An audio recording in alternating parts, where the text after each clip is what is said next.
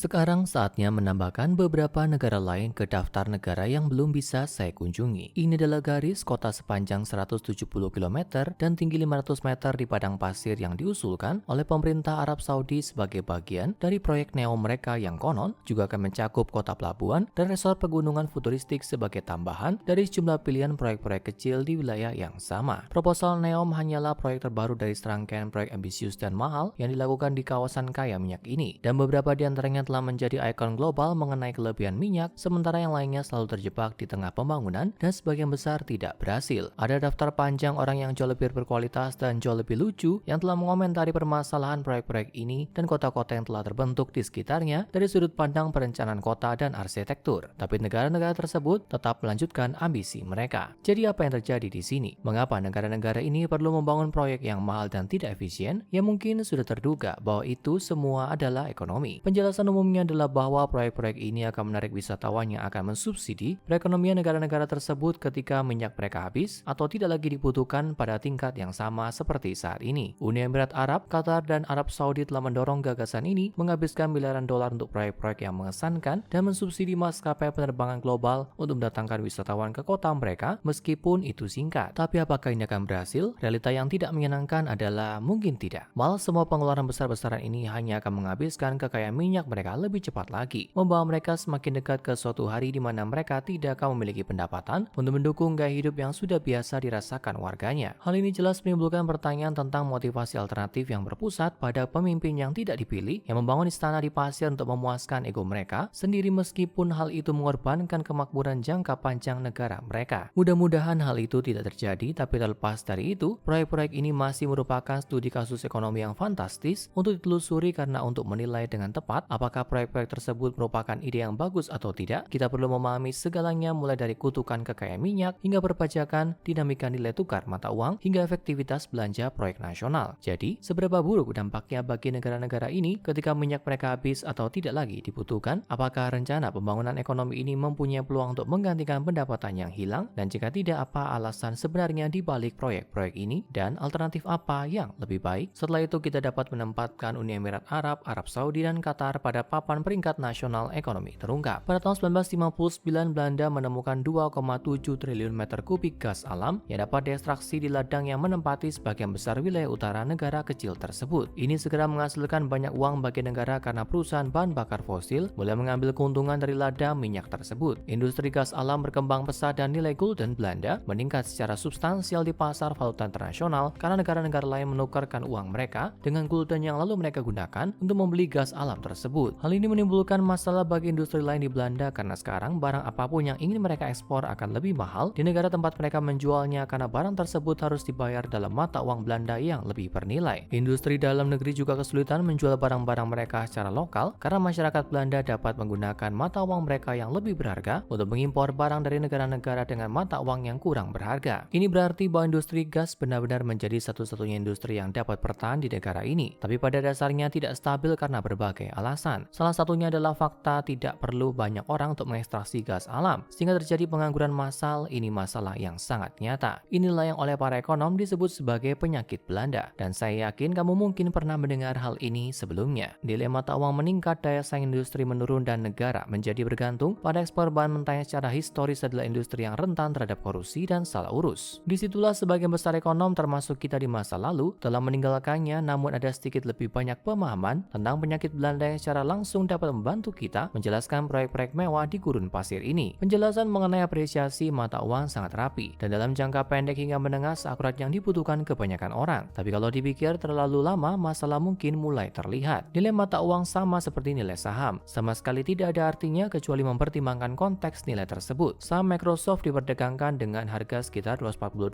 dan saham Google diperdagangkan seharga $100 pada saat pembuatan video ini. Namun itu tidak berarti bahwa Microsoft 2,4 kali lebih berharga atau menguntungkan atau apapun dibandingkan Google. $1 Amerika dapat membeli 144 yen Jepang. Namun hanya karena nilai mata uang Jepang lebih rendah tidak berarti negara tersebut memiliki ekspor yang lebih kompetitif. Demikian pula sampai saat ini pound Inggris bernilai lebih dari dolar Amerika, tapi pekerja Inggris pada dasarnya tidak lebih mahal untuk dipekerjakan. Pada akhirnya semua hal ini akan menjadi seimbang. Warga negara Belanda menikmati nilai gulden yang didukung minyak untuk sementara waktu. Namun perlambatan industri menyebabkan pengangguran meningkat dan gaji mereka turun hingga mereka kembali sejajar dengan daya saing internasional. Penyebab penyakit Belanda sebenarnya sedikit lebih menarik. Hal ini akan membahas secara mendalam beberapa teori ekonomi tingkat tinggi, namun tetap tonton video ini dan kamu akan mendapat pemahaman tentang industri dan perdagangan global daripada banyak orang terkemuka yang membuat keputusan untuk perusahaan besar dan negara. Penyakit Belanda hanyalah judul publikasi yang menarik. The Economist memberikan teorema Ripczynski tentang efek endowment faktor-faktor produksi terhadap output barang. Teorema ini membahas faktor-faktor produksi, tanah, tenaga kerja, dan modal, serta menilai bagaimana perubahan pada faktor-faktor tersebut akan mengakibatkan perubahan output yang dihasilkan suatu perekonomian. Setiap perekonomian terikat oleh apa yang dikenal sebagai batas kemungkinan produksi, yang merupakan batas di mana suatu perekonomian tidak dapat memproduksi barang lagi karena telah sepenuhnya memanfaatkan semua sumber daya yang tersedia dengan cara seefisien mungkin. Oleh karena itu, para ekonom yang baik perlu mengambil keputusan mengenai apa yang boleh diproduksi dan apa yang tidak boleh diproduksi, karena membuat sesuatu seperti mobil akan menghabiskan lahan, tenaga kerja, dan modal yang lalu tidak dapat digunakan untuk membuat produk lain seperti misalnya komputer. Ini adalah dasar dari biaya peluang. Segala sesuatu yang dihasilkan suatu perekonomian mengorbankan produksi yang lain. Tanah dan tenaga kerja sudah cukup jelas, dan modal adalah segala sesuatu yang dapat digunakan untuk menghasilkan sesuatu yang bernilai. Pabrik yang penuh dengan peralatan industri adalah modal, komputer yang saya gunakan untuk video ini adalah modal, portofolio aset keuangan adalah modal karena akan menghasilkan nilai dengan membayar dividen, bahkan uang tunai adalah modal karena dapat digunakan untuk membeli barang. Kuncinya adalah suatu perekonomian biasanya tidak akan mencapai batas produksi berdasarkan semua faktor produksi pada saat yang bersamaan. Untuk sesuatu seperti pertanian makanan, sebuah ekonomi akan kehabisan lahan yang baik sebelum kehabisan modal dan tenaga kerja. Dan untuk sesuatu seperti layanan keuangan, sebuah ekonomi akan kehabisan tenaga kerja terampil dan modal jauh sebelum kehabisan lahan. Semua bank terbesar di dunia dapat dengan mudah menyesuaikan fasilitas mereka berkali-kali di atas lahan peternakan rata-rata di Australia. Produksi suatu barang ada yang terikat oleh tidak cukupnya modal, ada yang terikat oleh tidak cukupnya tenaga kerja, dan ada pula yang terikat oleh tidak cukupnya tanah. Contohnya, suatu ekonomi yang memilih untuk memproduksi barang konsumen atau minyak, jika mereka mengarahkan sumber daya mereka untuk memproduksi lebih banyak barang konsumen, mereka akan memiliki lebih sedikit sumber daya yang tersisa untuk produksi minyak, dan sebaliknya biaya kesempatan. Barang konsumen terbatas oleh tenaga kerja dan modal, perlu tenaga kerja dan pabrik untuk membuat ini secara efisien. Produksi minyak terutama terbatas oleh lahan. Kalau kamu tidak memiliki minyak di tanahmu, kamu dapat memakai semua infrastruktur dan tenaga kerja yang kamu inginkan, tapi kamu tidak akan memproduksi minyak. Biasanya ketika faktor produksi ini akan ditampilkan untuk menciptakan batas kemungkinan produksi tunggal. Tapi perlu diingat bahwa suatu perekonomian tidak mungkin mengalami batasan-batasan ini pada saat yang bersamaan, jadi kita akan berasumsi bahwa tenaga kerja dan modal dapat dipertukarkan secara sempurna untuk kedua produk ini dan menarik batasan lahan secara terpisah. Jika kita mengikuti garis dalam dari batasan khusus ini, kita akan mendapatkan kembali batas kemungkinan produksi. Segala sesuatu di bawah garis ini adalah kombinasi dari barang konsumen dan minyak yang dapat diproduksi oleh ekonomi, dan segala sesuatu di atas garis tersebut adalah kombinasi yang melebihi kapasitas ekonomi ini karena tidak memiliki cukup modal dan tenaga kerja atau lahan. Perekonomian menemukan jalan tengah yang optimal ketika kedua keterbatasan ini bersinggungan. Mereka membuat sejumlah mobil dan memompa sejumlah minyak dari beberapa ladang yang sepenuhnya memanfaatkan lahan, tenaga kerja, dan modal. Tapi katakanlah perekonomian ini tiba-tiba menemukan cadangan bahan bakar fosil yang sangat besar.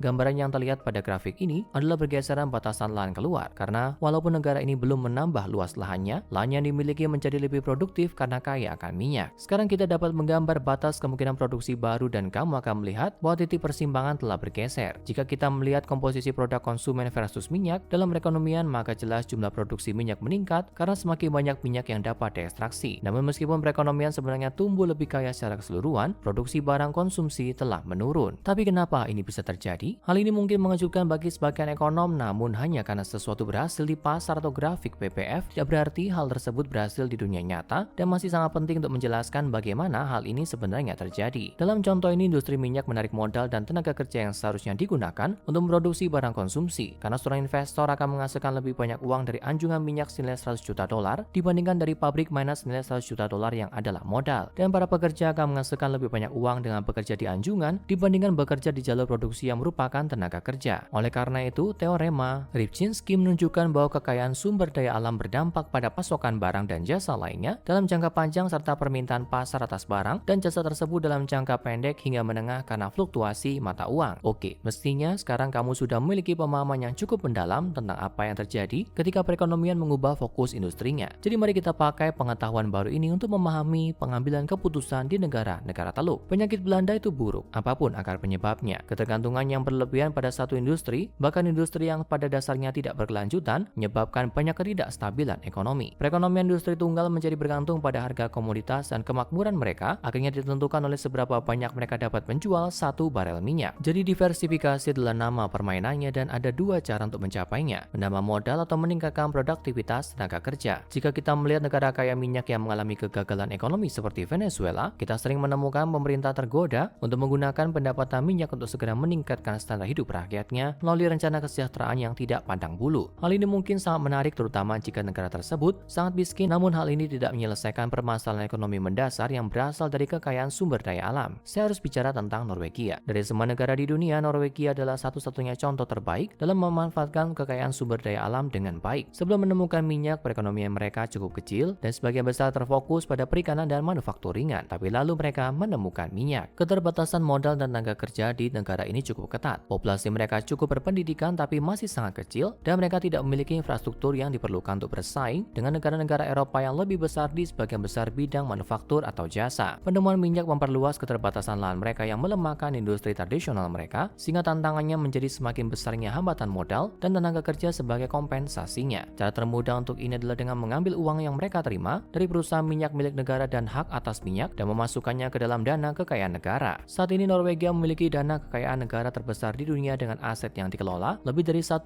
triliun dolar yang menjadi sekitar 250 ribu dolar per warga negara Norwegia. Modal yang diinvestasikan tetaplah modal. Ini bukan jenis modal yang biasanya dipikirkan oleh sebagian besar ekonom, yang biasanya berupa mesin-mesin besar di pabrik dan pelabuhan peti kemas dan sejenisnya, tapi tetap merupakan modal dan meningkatkan output Norwegia dengan memproduksi investasi kembali. Yang sangat jenius adalah uang ini lalu digunakan untuk mendanai sejumlah layanan sosial, salah satunya adalah pendidikan. Masyarakat yang berpendidikan lebih baik berkontribusi lebih besar pada produktivitas tenaga kerja sehingga Norwegia dapat memperbaiki keterbatasan modal dan tenaga kerja mereka. Saat ini Norwegia masih menikmati banyak pendapatan dari minyak, tapi mereka juga memperoleh pendapatan dari dana kekayaan negara. Mereka di samping sejumlah industri teknologi tinggi seperti menjadi pusat administrasi, salah satu armada laut niaga terbesar di dunia. Tapi apa yang berhasil di Norwegia tidak akan berhasil di Uni Emirat Arab. Negara-negara Teluk memang mempunyai dana kekayaan kedaulatan mereka sendiri, namun dana tersebut tidak dijalankan dengan cara yang sama seperti Norwegia. Mereka tidak benar-benar mendanai layanan sosial dan tidak terlalu transparan mengenai apa yang mereka investasikan atau bagaimana mereka beroperasi. Norwegia dan negara-negara Teluk secara teknis merupakan negara monarki, namun Raja Norwegia hampir seluruhnya bersifat seremonial dan mereka memiliki pemerintahan demokratis yang stabil dan tunduk pada keinginan rakyat. Para pemimpin negara-negara Teluk tidak memiliki batasan ini, sehingga mereka dapat lebih leluasa dalam menempatkan uang dari dana kekayaan negara mereka. Kita tidak tahu angka pastinya karena dana tersebut tidak terlalu transparan, sehingga bisa saja memberikan keuntungan yang besar, tapi investasi pemerintah cenderung lebih mencolok. Proyek NEOM dengan kota sepanjang 170 km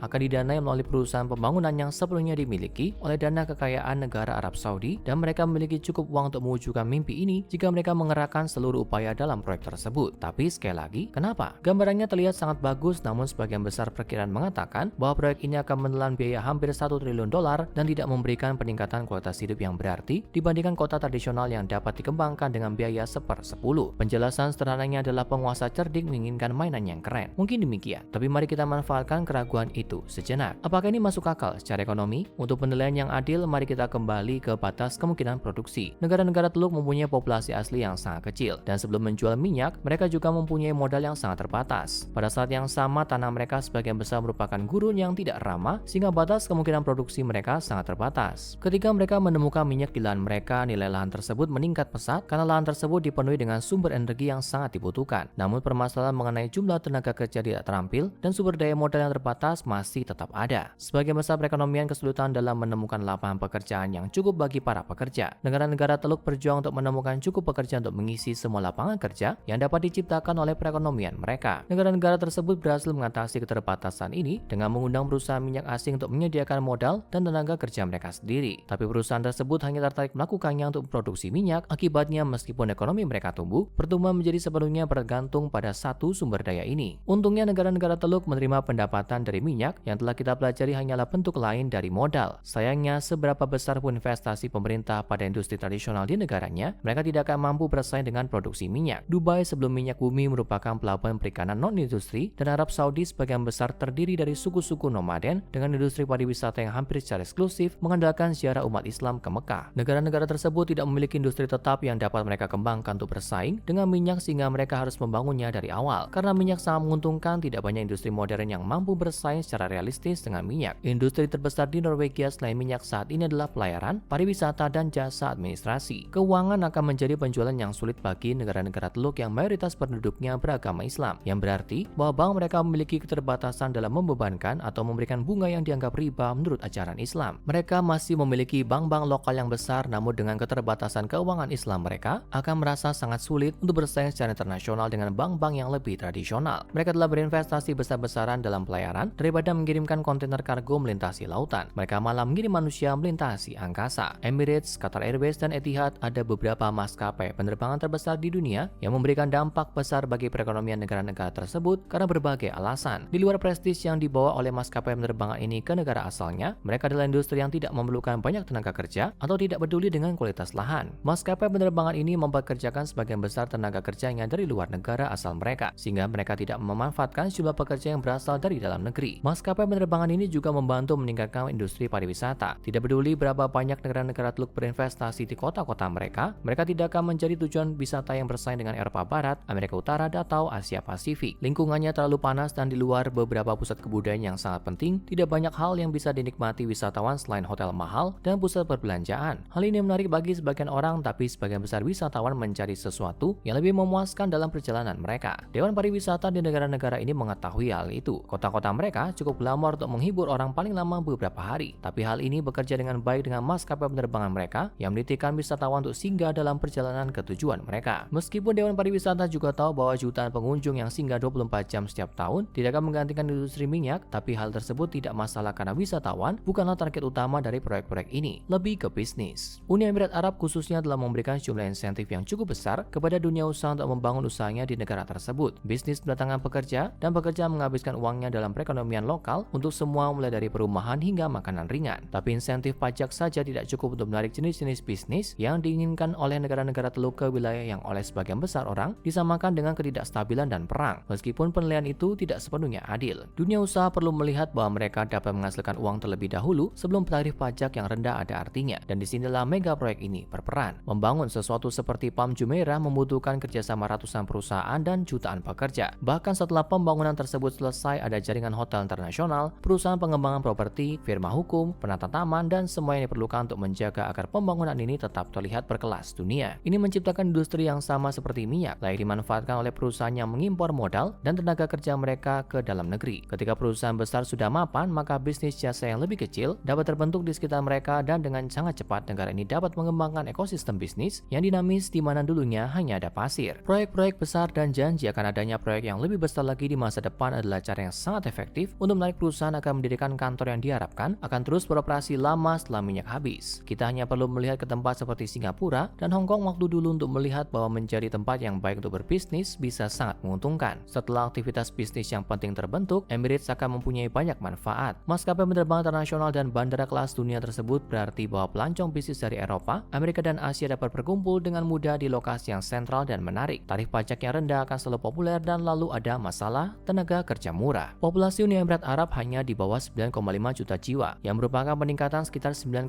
juta jiwa dibandingkan saat negara itu pertama kali menemukan minyak pada akhir 1950-an. Sebelumnya populasi Emirates kurang dari 200.000 jiwa. Saat ini sebagian besar orang yang tinggal dan bekerja di negara tersebut adalah ekspatriat. Banyak dari ekspatriat tersebut adalah pekerja terampil yang datang untuk mengelola perusahaan dengan memanfaatkan demam emas minyak dan pembangunan. Tapi sebagian besarnya adalah pekerja tidak terampil yang berpenghasilan sangat sedikit karena bekerja dalam kondisi yang memprihatinkan, sehingga mereka terjebak di sana tanpa batas waktu. Sebisa saya mencoba untuk tetap berpegang pada ekonomi makro yang kaku, mungkin sumber tenaga kerja murah ini adalah cara yang bagus untuk menyelesaikan proyek ini tanpa menghabiskan banyak uang untuk pekerja yang diperlakukan secara manusiawi. Jika negara-negara Teluk berhasil mengubah diri menjadi Singapura di Timur Tengah, saya yakin para pekerja ini akan dipulangkan secara diam-diam dan tampilan kemewahan serta glamor akan tetap utuh. Saya hanya berharap cukup banyak orang sadar akan hal ini dan cukup peduli sehingga hal itu menjadi dampak negatif bagi perusahaan untuk menjalankan operasi di negara-negara ini karena pemberitaan buruk yang akan mereka dapatkan, yang akan memaksa negara-negara tersebut untuk melarang praktek ini secara keseluruhan. Sayangnya untuk saat ini sebagian besar orang tampaknya tidak sadar atau tidak begitu peduli sehingga tidak menjadi masalah besar yang cukup untuk mempengaruhi perubahan yang berarti. Peringkat. Oke, sekarang saatnya menempatkan Uni Emirat Arab, Arab Saudi, dan Qatar di papan peringkat nasional ekonomi terungkap. Seperti biasa, Uni Emirat Arab memiliki PDB sebesar 358 miliar dolar dengan nilai 6/10. Arab Saudi memiliki PDB sebesar 700 miliar dolar dengan nilai 8/10, dan Qatar memiliki PDB sebesar 146 miliar dengan nilai 8/10. dan Qatar memiliki PDB sebesar 146 miliar dengan nilai 5/10. PDB per kapita cukup baik di semua negara ini berkat kekayaan minyak dan booming pembangunan yang terjadi dalam beberapa dekade terakhir. Lumayan tapi tidak bagus karena banyak dari kekayaan tersebut secara statistik tersebar tipis di antara populasi impor yang besar. Uni Emirat Arab memiliki PDB per kapita sebesar 36.000 dolar yang nilainya 7/10. Arab Saudi memiliki PDB per kapita sebesar 23.000 dolar yang nilainya 6/10 dan Qatar memiliki PDB per kapita sebesar 61.000 dolar sehingga nilainya 8/10. Stabilitas dan kepercayaan diri adalah hal yang menarik bagi negara-negara ini. Keberhasilan rencana mereka untuk menarik dunia usaha terutama akan bergantung pada keyakinan masyarakat bahwa negara tersebut adalah tempat yang aman dan stabil untuk tinggal dan bekerja. Namun karena masih terikat pada harga minyak dan diperintah oleh raja yang tidak melalui proses pemilihan, hal ini berarti Uni Emirat Arab dan Qatar nilainya 5/10. Dan karena sejumlah kontroversi internasional, Arab Saudi nilainya 4/10. Pertumbuhannya tidak sespektakuler yang kamu bayangkan. Negara ini sebagian besar mengalami pertumbuhan PDB yang stagnan selama 1 dekade terakhir meskipun ada langkah stimulus yang besar dan pendapatan minyak. Qatar dan Arab Saudi nilainya 3/10, tapi ceritanya sedikit lebih positif bagi Uni Emirat Arab nilainya 5/10. Dan yang terakhir industri. Tentu industri minyak di semua negara ini sangat besar. Pariwisata adalah bonus kecil yang besar dan bisnis jasa reguler mulai berkembang, tapi semua itu pada akhirnya masih bergantung pada industri minyak untuk saat ini. Jika industri ini bisa mandiri maka skornya akan meningkat secara drastis, tapi untuk saat ini semua negara mendapat nilai 6/10. Secara keseluruhan Uni Emirat Arab mendapat skor rata-rata 5,8, Qatar mendapat skor rata-rata 5,4, dan Arab Saudi juga mendapat skor rata-rata 5,4/10. Kalau ada yang bisa merekomendasikan penerbangan ke Eropa tanpa transit di Teluk, silakan beri komentar di video ini. Terima kasih sudah menonton sobat, jangan lupa like, comment, subscribe, dan share video ini ke orang terdekatmu. Nantikan video-video terbaru lainnya hanya di Ekonomi Terungkap. Sampai ketemu di video selanjutnya.